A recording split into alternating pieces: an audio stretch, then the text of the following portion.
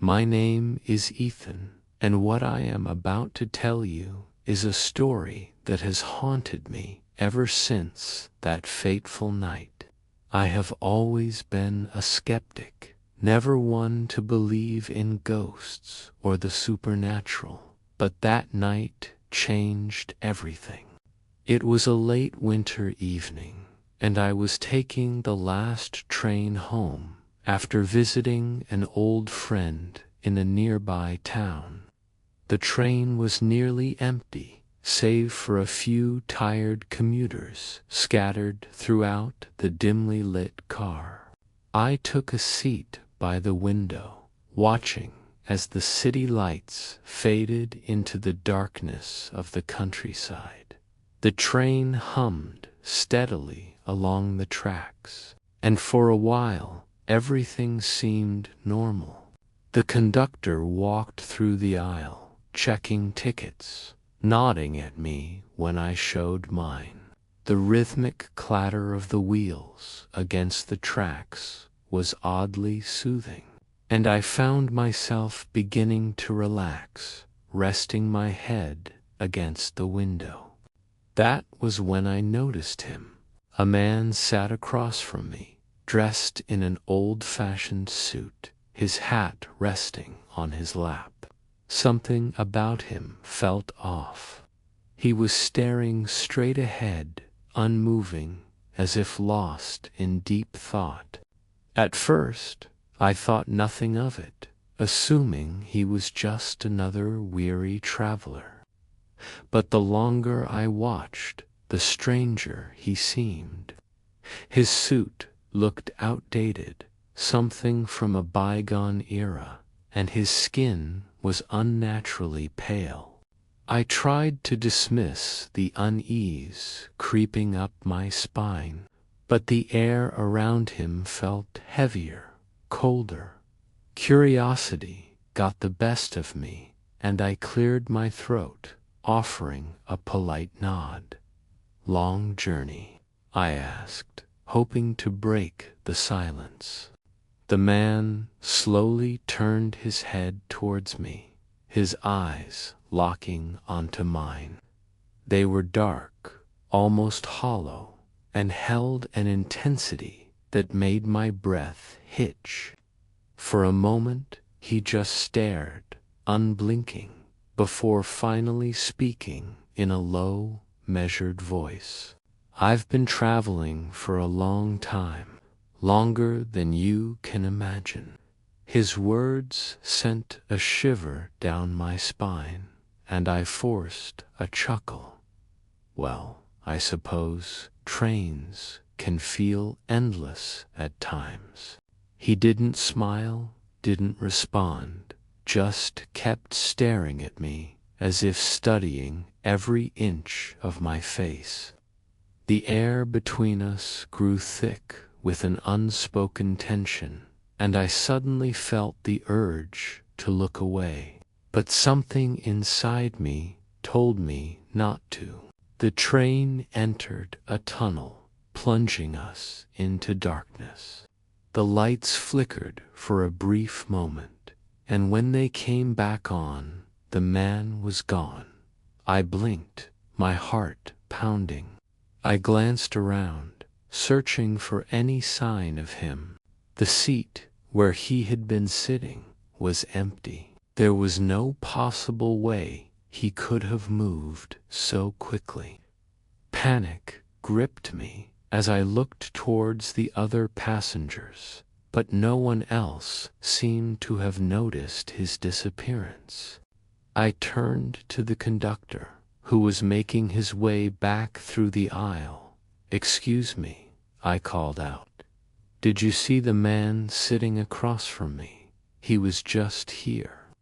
The conductor frowned, glancing at the empty seat before shaking his head. "Sir, you've been sitting alone since you boarded. There's been no one else in that seat." A cold dread washed over me. That was impossible. I had spoken to him. I had seen him clear as day. "No, you don't understand," I insisted. He was right there, a man in an old suit, pale complexion, dark eyes. He spoke to me.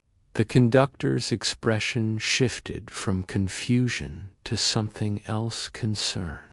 He sighed and leaned in slightly. "You're not the first to mention him," he said in a hushed tone. "Passengers have reported seeing a man fitting that description on this train for years, always at night, always vanishing." My mouth went dry. "Who is he?"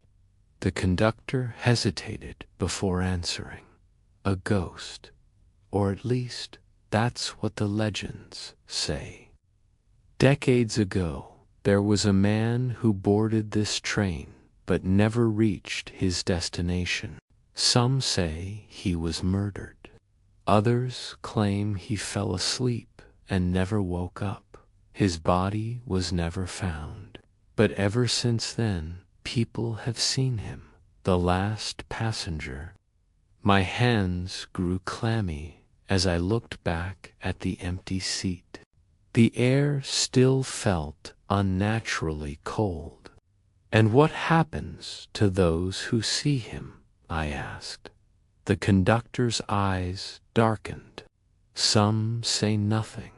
Others say they start seeing him more often, until they disappear too."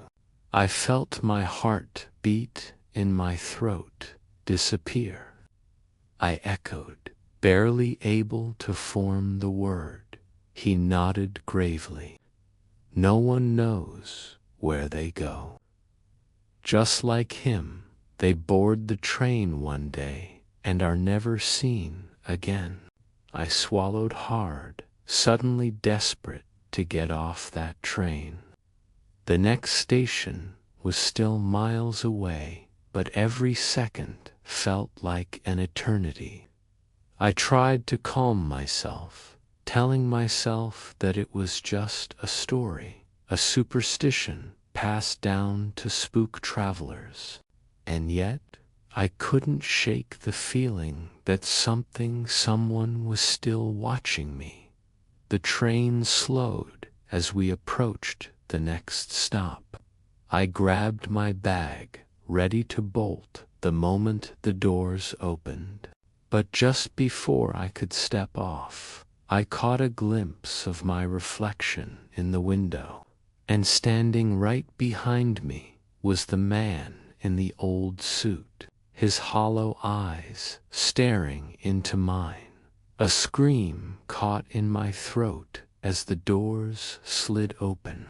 I stumbled onto the platform, gasping for air. The cold night wind hit me like a slap, but I welcomed it, relieved to be away from that cursed train. When I finally turned back, the train was already moving, disappearing into the night. I never took that route again. I avoided late-night trains altogether, but the memory never faded. Even now, years later, I still see him. Sometimes in the reflection of a window, sometimes in my dreams, watching, waiting. And I know that one day, no matter how hard I try to avoid it, I will board that train again. And this time, I might not get off.